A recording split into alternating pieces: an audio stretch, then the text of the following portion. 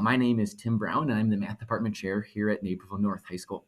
I want to say welcome to our future Huskies and also go over a few things that are specific to math in the math curriculum here at Naperville North High School. First, I wanted to let you know that all students, in terms of a graduation requirement, must take 3 years of math, which includes Algebra I. Some students might meet this requirement already in junior high, which is fantastic, but they still need to take 3 credits of math here at North. Many colleges these days recommend taking 4 classes, 4 years of math, and certainly we do as well, especially as you start to think about which pathway you might want to pursue as you get into your upper level classes, because we have so many classes to offer that hopefully cater to the interests and certainly the needs of all of our students. This is an overview of our math curriculum and sort of like lays out the pathways and sort of natural progressions. This is a lot to take in as an incoming freshman. So really what I want to highlight here just now for this introduction is kind of noticing there's a blue shaded region and a green shaded region, which highlight the 2 pathways that we offer here at North.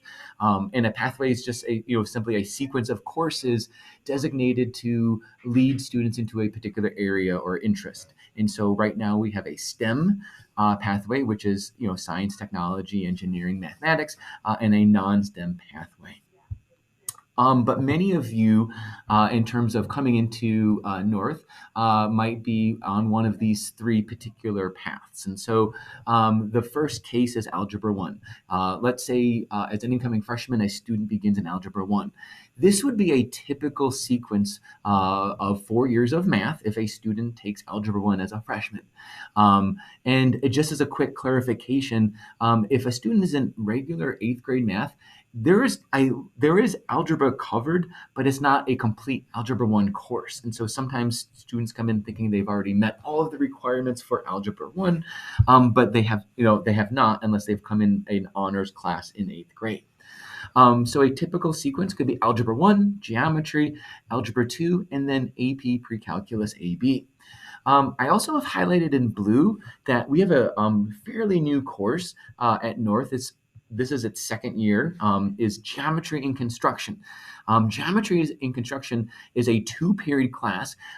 Students would get geometry credit, but then they take a CTE credit as well. So it's a block schedule where they physically begin to build and construct things that are based in the geometric concepts.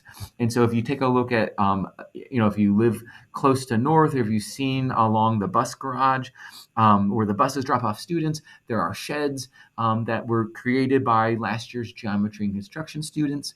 And so it's a really, really fantastic course that perhaps as a sophomore, students could take for that geometry in construction.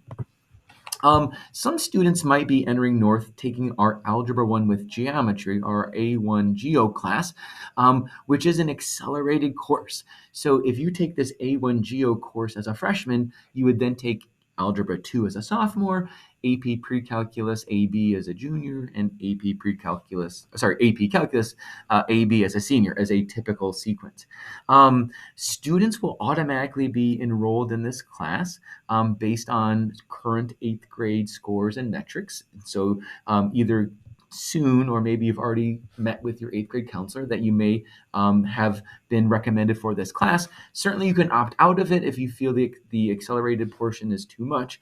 But we also have a stipulation that students must maintain a C average or higher at the semester. Otherwise, they move into Algebra I and then continue with Algebra I and then Geometry as a sophomore. The goal of this course is really to get students prepared for AP Calculus by their senior year. And again, very much geared towards a STEM field, although students certainly could opt to take AP Statistics instead.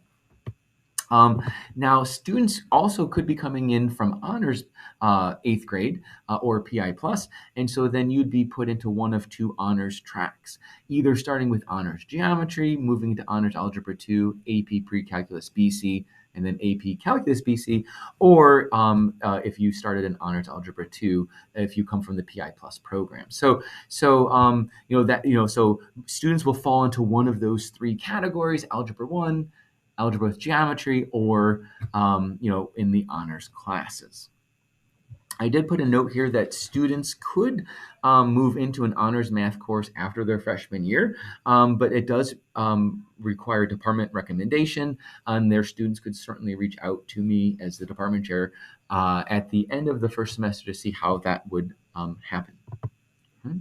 And again, I kind of talked about this a little bit, but AP Statistics is a class that can be taken after any Algebra 2 course.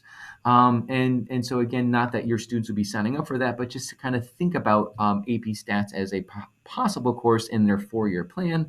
And then to highlight a couple of non-STEM courses that are relatively new. Again, freshmen won't be taking them, but just kind of be thinking about this as we start to think about maybe what could our sequence for our 4 years or at least 3 years of math look like. And so I listed out those possible course sequences.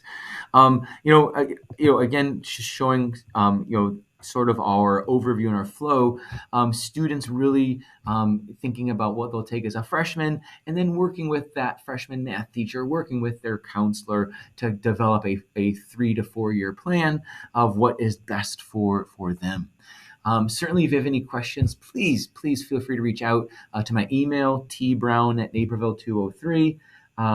.org, or certainly you can call me in the math office, 630-420-4395. I'm sorry, 630-305-4395. I'm excited for the class of 2028, and I'm excited to welcome our future Huskies.